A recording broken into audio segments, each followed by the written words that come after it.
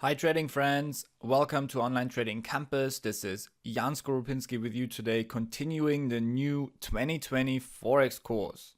Welcome back to Module 1, Fundamental Awareness, Lesson 2, Forex Basics. This is the agenda for today.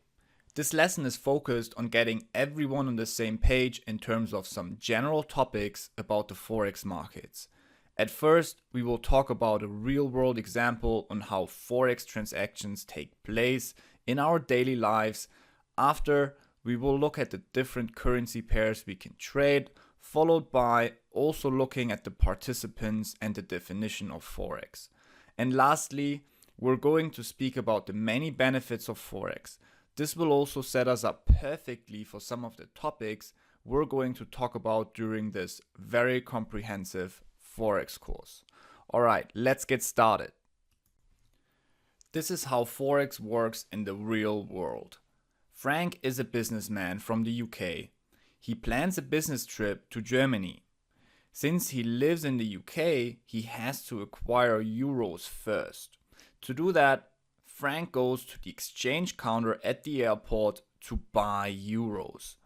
To do that, he needs to sell his own currency, British pound. This marketplace, in terms of foreign exchange, is called the retail market. How many euros Frank can buy depends on today's exchange rate, also called spot rate. Interesting side fact, whoever has exchanged money before in the so-called retail market knows that the markup here to swap currencies are extreme. Actually, in the retail market, the markup is the highest. It's roughly 20%. Through our Forex broker, we are trading the so-called Forex spot market. In this example, we would trade the Euro GBP. Alright, let's go back to the example. After his business trip, Frank has some leftover euros, which he wants to exchange back to pounds.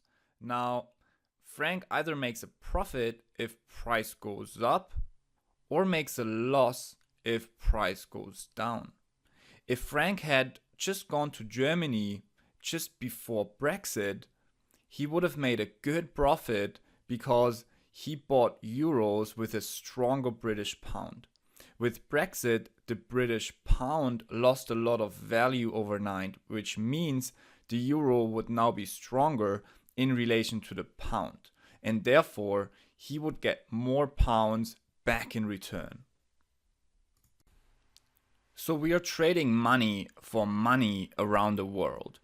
The reserve currency in the global currency markets and even the commodity markets is the US dollar, meaning the benchmark pricing on which commodities and global currencies are measured in are dollars.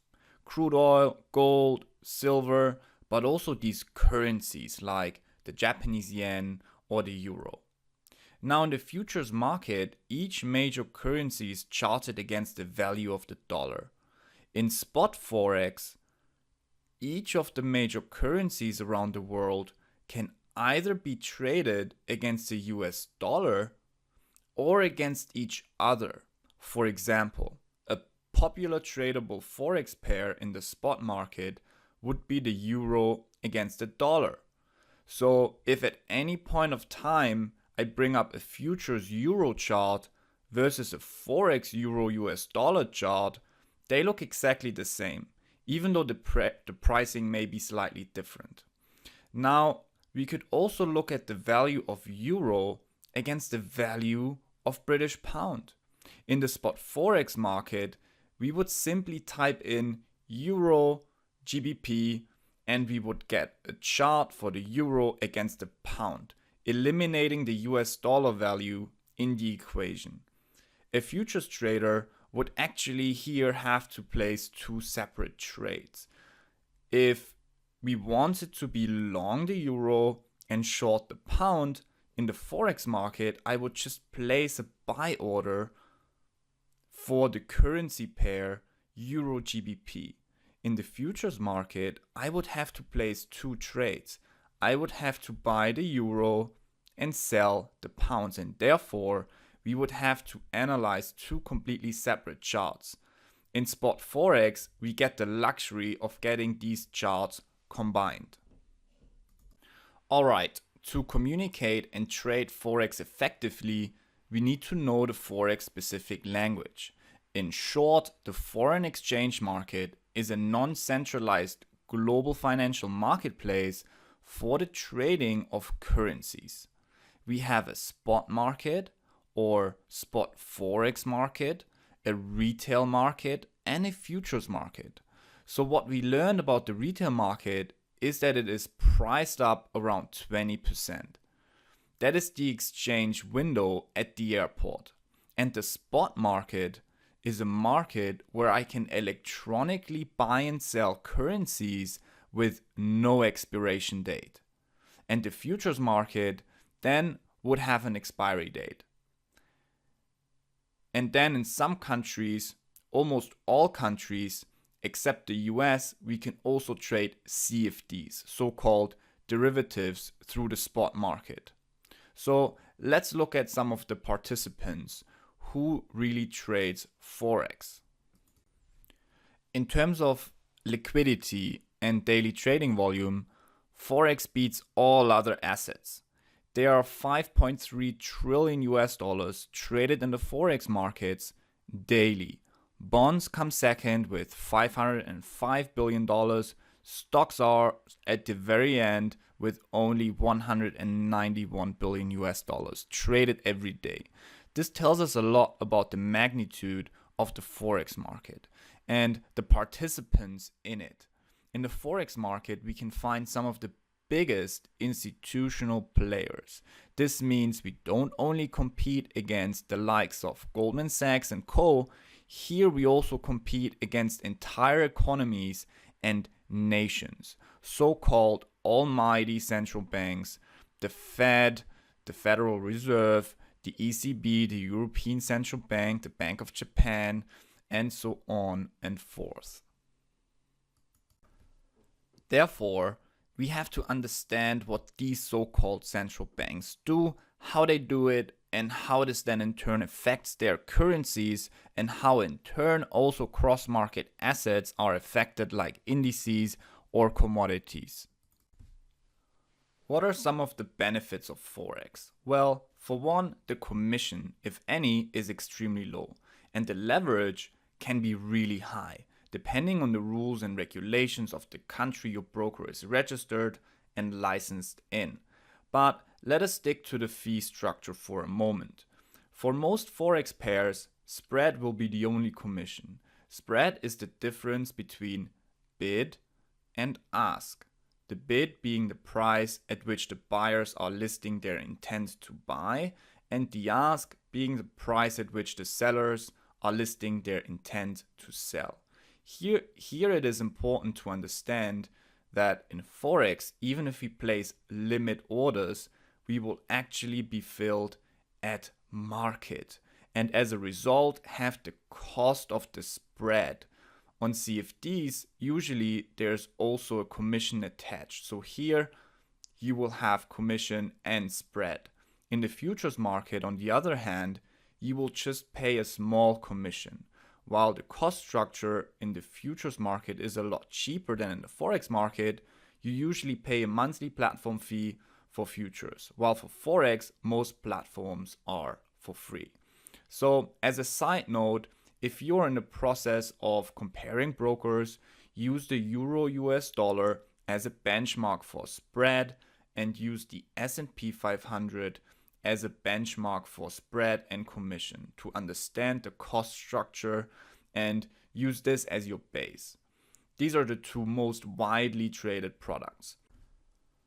Also, there are no minimum required account sizes.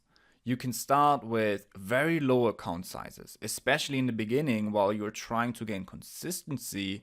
This can be extremely helpful as you're more flexible in terms of risk management and in turn also with scaling up your business. The leverage in Forex is great. In the US and Europe, there's up to 50 to 1 leverage. In other countries, we can see leverage of up to 500 to 1. Equity will give you a choice. You can either choose low leverage with their registered broker license in Europe, or high leverage if you opt for their registered broker license in Jordan. When Lehman Brothers went bankrupt in 2009, they used a total leverage on their trading assets of 32 to 1. Now, they were massively over leveraged back then. So what I want to do in this class and in this course is to talk to you about the effective use of leverage. Just because we have a ton of leverage doesn't mean we should be using it all the time. Now, there's always a time and a place for a over leveraged trade setup, but mostly we will stick to a smart way of risk management. In general, leverage is a tool if used properly to increase our efforts, to increase profits, potential profits, with minimal capital requirements. Now, of course, leverage also increases the potential losses, but with the use of our stop losses, the orders, and our blueprint strategy, we artificially control and calculate our maximum loss or risk per trade. Forex is a 24-hour marketplace with a lot of daily liquidity. There are roughly $5.3 trillion traded every single day.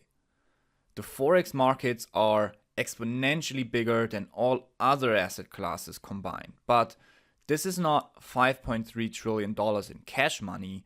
This is a big bubble of leverage. And with this big money, there are really, really big traders and players and participants who we know have invested interest and see to it that this bubble does not burst. But all bubbles burst eventually. So it is important for us to understand how to A, short or sell certain currencies, and B, the importance of gold and silver as a means of exchange and how we can create leveraged gold and silver long-term positions through CFDs and through our FX brokers. The Forex market is a 24-hour electronic marketplace. The spot market is open close to 24 hours. It closes shortly in between trading days to pay or take interest from us. Now, this helps us massively to manage our risk, especially the so-called gap risk. In Forex, there are a lot of correlations that exist, even cross-asset class correlations. So correlations between certain commodities and currencies or equity indices and currencies. For example, both the Canadian dollar and crude oil are heavily positively correlated, meaning if one goes up, the other goes up as well. The opposite of correlated is diversified, meaning trading markets that are completely behaving random from each other. One goes up and the other stays flat. There's not a consistency from them moving together or opposite of each other. So here's the deal. This will be an important topic because the more money we have on the table at any point in time, the more diversified we want our positions to be. Otherwise, we would just be multiplying our risk. And when they exist, when these correlations exist, we will use them as an additional zone qualifier to further increase the probability of success. So when we talk about the concept of correlation, we automatically dive into the concept of diversification. So what we're going to look for, one of the early golden nuggets in this class is, we want to trade one of the weakest currencies against the strongest currencies. So we will also look at how we can achieve that in this course. It is important to understand in Forex that when we enter a trade for any of our currency pairs, we're both a buyer and a seller in every trade. So there are a ton of benefits to trading Forex, and that's great. A lot of the topics we talked about today, we will also dive into more detail at a later point in time, like leverage and margin or trading hours, diversification, correlations, spread, even cross-asset class ones. Alright everyone, today we've covered a lot of basic groundwork to get everyone on the same page on what the Forex market is. I will catch you all for the next lesson, Forex Lingo. Until then, happy and safe trading and ciao.